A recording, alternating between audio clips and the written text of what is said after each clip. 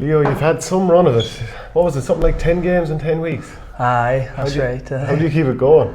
I don't know, I think the adrenaline was keeping us going for a long time there, especially after the county final games we'd play then. We'd the final on the Wednesday and then we'd Castlerahan then in the Ulster Championship on the Sunday, so I think we were just going on steam and adrenaline at that stage, like. But no, it was good to get over that. And I suppose when you're winning, it's always a bit easier, like. And like the idea of losing more than a few Donegal finals in a row would have is the sort of thing where it becomes a thing then that you lose finals. So it was massive to make sure you stop that too. Exactly, yeah, definitely, because we'd lost the last two previous, and we were going into it with we didn't want to make it three in a row, like, and that added pressure, like, and as the campaign went on into the second, third game, like, we wanted to make sure it wasn't going to be a case. So no, thankfully came out the other side of the county championship, and I think it stood to us then.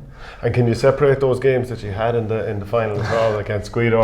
No, is it all blurred into they're one? all into one. Hey, to be honest, I couldn't tell you what happened in each of them, like, really. They were all similar types of games as well, like, and they didn't really open up at all.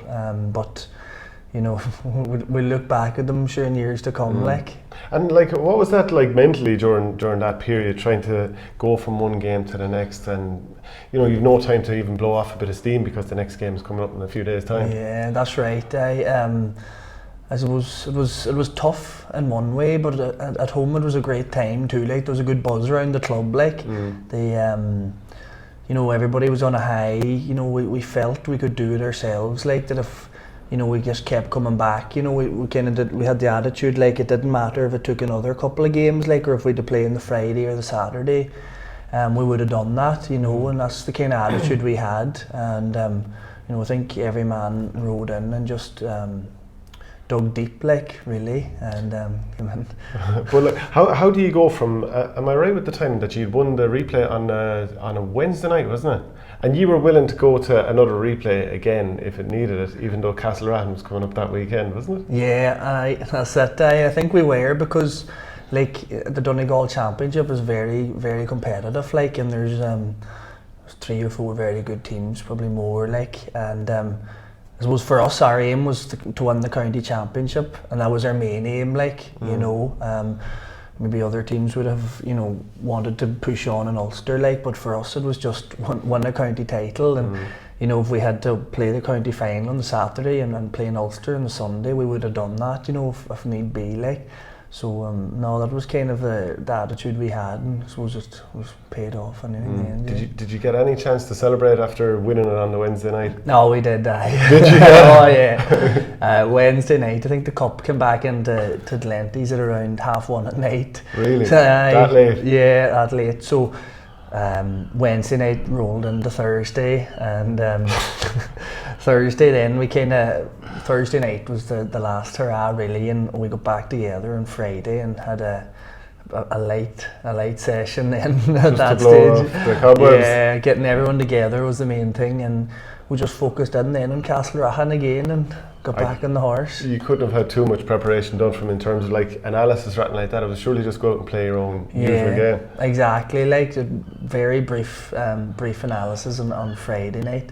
As in, you're playing Castlerahan, by the way. It was probably not too much more than that. So. Exactly, like, because boys were hungover, and the heads were sore, and those men sick, like, so.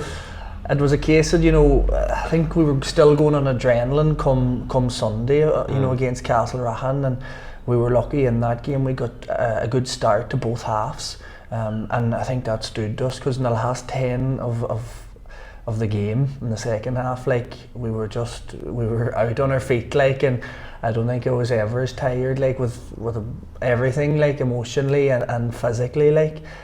So luckily we had a bit of a lead built up, and we held on. And then the last kind of maybe week or two, is it only now since you got through the Ulster semi-final that you've actually had a chance to kind of take a breath?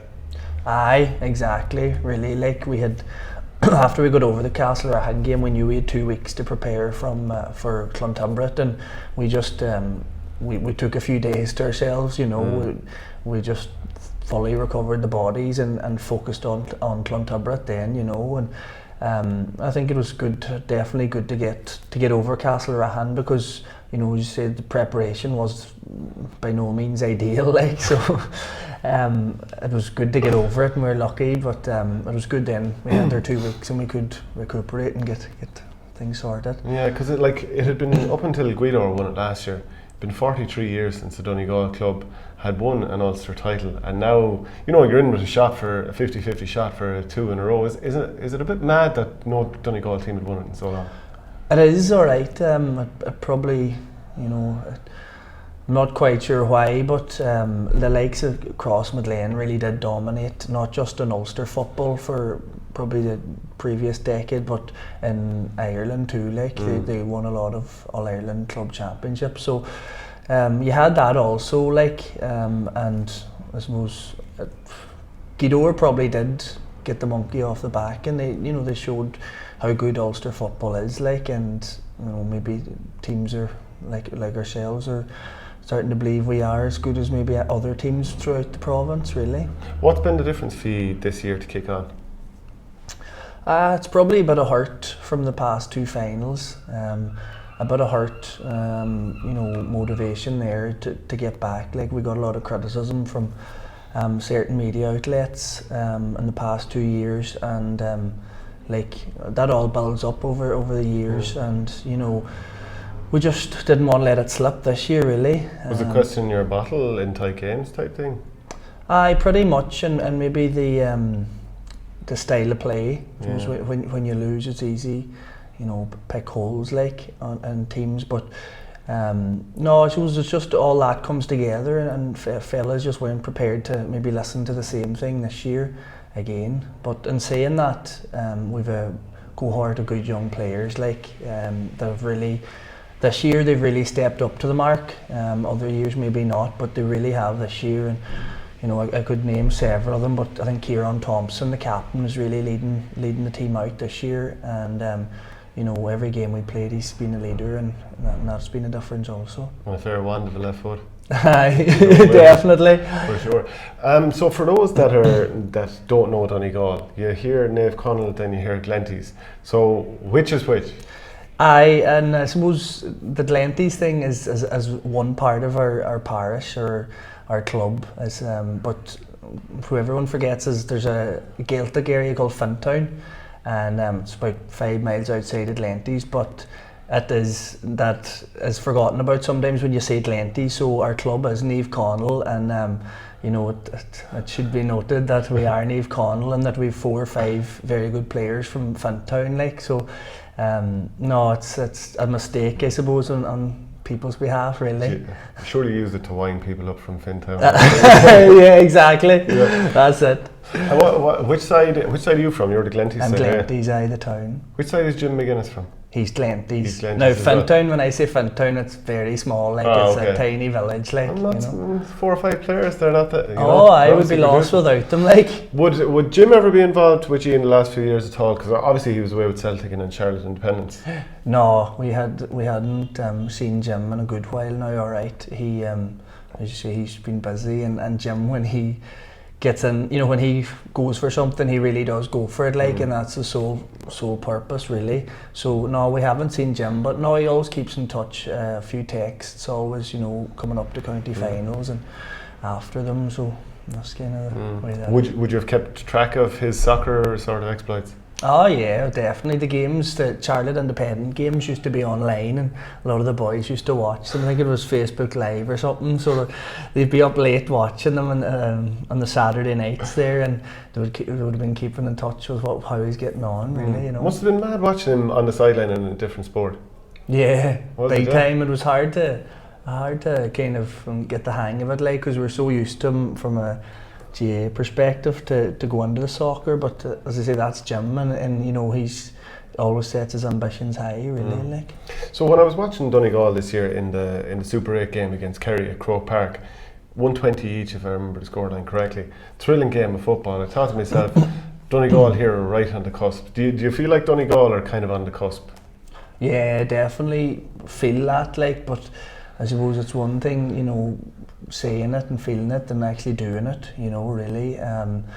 Like, there've been, you know, it's been kind of a carbon copy of the year previous and getting bet by Tyrone in the last game and then Mayo, and I suppose it is disappointing, but I think the players are certainly there. There's some great young players, like Zakira on there you mentioned a while ago, and there's Michael Lang. There's a lot of good young players like there, and they have the ability, you know. It's so it's just hard to point the finger on what exactly happened. I know we had a few injuries going into the Mayo game this year, like, but you know, you can't make excuses. But no, I think the players are certainly there to go a step further, you know, and I think we'll definitely see that in the next year or two. And especially when you see that Kerry can push Dublin that hard and you can draw with, you know, and I know every game is different, but like, it just shows that you are very much right there. Yeah, I think there's very little between the top 3 or 4 teams or whatever, like, and that I suppose it's just a part for the country really as a whole is maybe trying to get a hold of Dublin and getting up to their standards really, and I think especially Kerry and Donegal and Tyrone, a few more counties are getting up to the level and they're getting the standards higher, and you know, in the near future that they might catch up with Dublin. Here's hoping. Best of luck in the Ulster final. Man, thanks a million. Cheers.